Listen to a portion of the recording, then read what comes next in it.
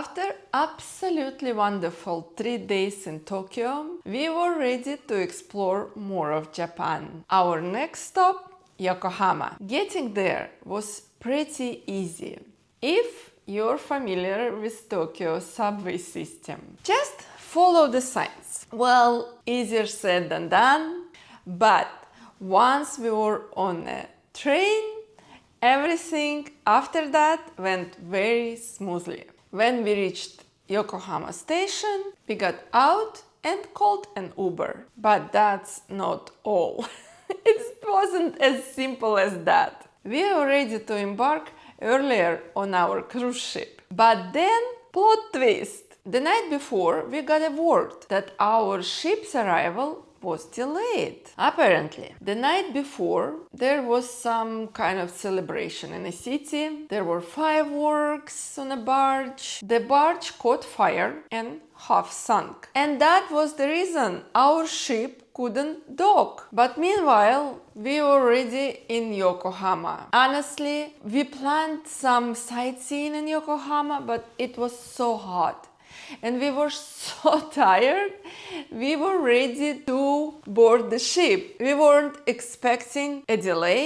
Moreover, we weren't expecting that the port was packed, the terminal. It was so hot. It was hectic. There was no places to sit. I don't know even if AC was working, and even if it was working, it wasn't enough. So we dropped off our luggage and stepped outside. And that's when we found a hidden gem. Just a couple of blocks away from the port, and charming little spot serving American-style Hawaiian BBQ, but with a Japanese twist. It felt like stepping back in time. The vibe was adorable and the food delicious. Even though it is inspired by American barbecue, it was cooked in a very Japanese style and absolutely incredible. We spent a good few hours there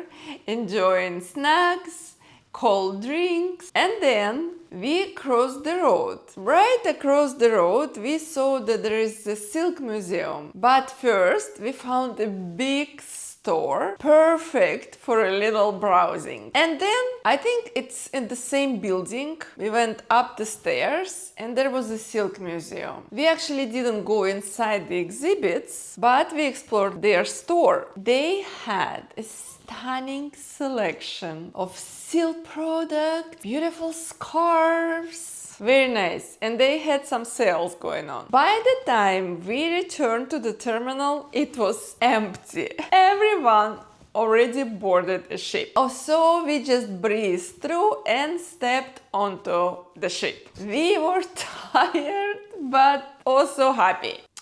And this ship actually felt like home. Last time on our South America cruise, we went on the Infinity, and this is the sister ship of the Millennium. And this time we went on the Millennium, which was renovated, and it felt beautiful and brand new. Funny enough, we had the same cabin as we had on the Infinity.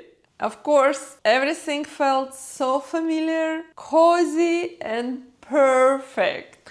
Needless to say, we loved the ship. But I'll save all the details about the ship and about our cabin for the next video.